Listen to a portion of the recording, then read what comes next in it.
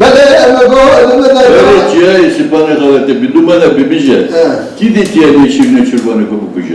Evet bir şey. Sen döndün mü bunu? Hadi peşin.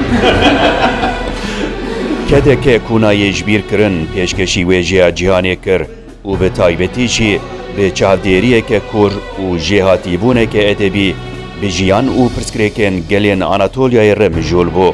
Yaşar Kemal ku bi navê wî yê rast Kemal Sadık Gökçelî di şeşê cotma 1923 de li Osmaniyeyê jî dayîk bûye. Di malbateke xizan a Kurd hatiye dunyê. Ji ber xizaniyê dev ji dibistanê berdide û alîkariya malbata xwe dike.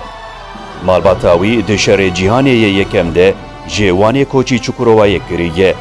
Dema ku 5 salî bû di mizgeftekê de bû şahidê kuştina bavê xwe û vê bû yerê birînên kur li ser wî hiştin.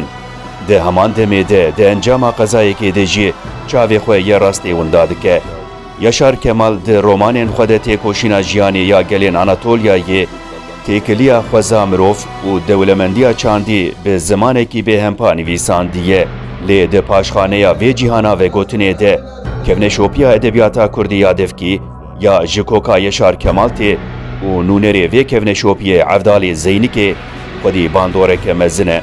Yaşar Kemal ku li axa Çukurovayê ya bi bereket mezin bû, bi çîrok, stranên gelêrî û destanên ku di zarokatiya xwe de li wan guhdarî dikir teşegirt.